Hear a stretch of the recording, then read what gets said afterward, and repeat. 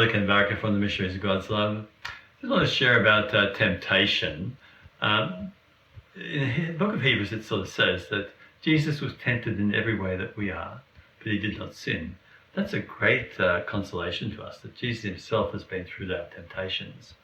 And so he'll always keep us from succumbing to the temptation if we let him. But to know that Satan is the father of lies and the prince of darkness. He's full of deception and confusion. And so he'll offer you an attractive thing. Temptation is always very attractive, have you noticed? But if you bite into it, it's not good. It's like eating a chocolate-coated cockroach that just leaves you with an awful taste in your mouth in the end, right?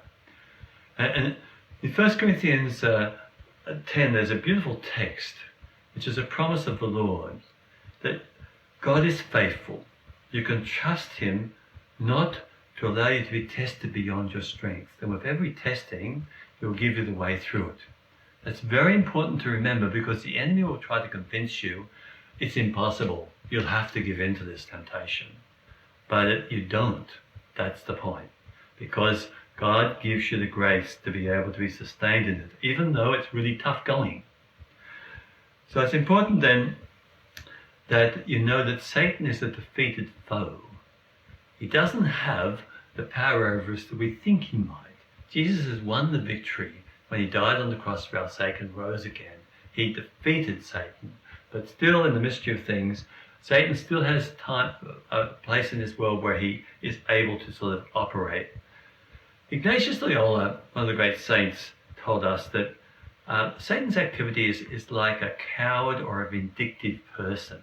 If you give ground to him, then he'll be very vicious, more vicious than any ferocious animal in the world, to destroy you. But if you stand up to him strong in the faith, then he'll go. And that's what it says in Scripture. In 1 Peter, it says, "Be calm but vigilant." The enemy is prowling around like a roaring lion, seeking someone to devour. Stand up to him strong in the faith. Resist the devil and he will flee, as it says in James. That's so important, so stand up to him. He also says the devil is like a false lover. False lovers, they always come in the darkness, and they operate in the dark, because they're misusing people, they're abusing people in one way or another. They don't want their actions to be known. And the suggestions that they're making, they want to be in the dark, and if those suggestions are brought out into the light, they'll flee. And it's like that with the enemy. He makes you all sorts of suggestions that are perverse and contrary to your best interest. And it's a luring thing, but if he's brought into the light, he'll flee. And so what's important then is to speak about your temptations to your spiritual guide. Bring them out into the open. Don't leave it in the darkness. And the third thing is that Ignatius says that he's like a shrewd military commander. A shrewd military commander, when he's sort of coming against the opposing forces, he'll look for the weakest point in the army that he's attacking, and he'll really spearhead everything to that weakest point. And so you have to know your weakest point, because the temptations that come against you will be at your weakest point.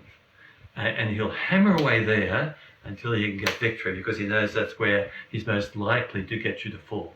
So guard your weakest point. That's a very important point.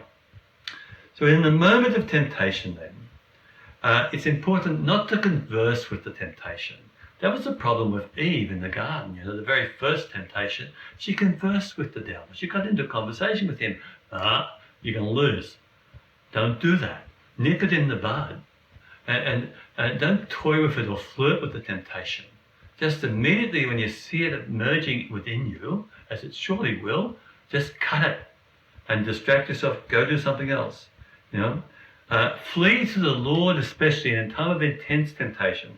Flee to the Lord. Cling to him and hold on to him and call upon all the angels and saints and the Blessed Virgin Mary to really protect you in that moment.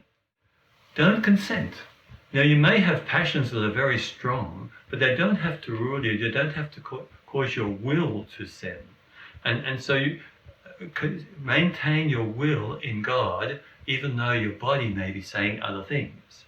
And don't consent then and move in the opposite spirit. for example, speaks badly of you and you're tempted to sort of really rip the shreds off them, instead move in the opposite spirit and say something affirming to them, right? And it frees you from that inclination. But always be calm. Don't be anxious in the moment of temptation. Anxiety is a killer to the soul, and it can actually cause you to succumb to the temptation. If you're calm and sober about it all, just simply putting yourself in trusting hands of the living God at that time, then you should be right. Sometimes you have to relocate too, rather than stay in the place of the temptation so you can be distracted. And be open about things with your spiritual director. So I'll leave you with this. In the moment of temptation, how do you find yourself? Reflect on it. Think about the moment you were last tempted and what happened. And now consider the thoughts I've given here as to how you might have handled it differently. And then learn the wisdom of the ages in this regard, and you'll go stronger and stronger in the Lord. Bless his name.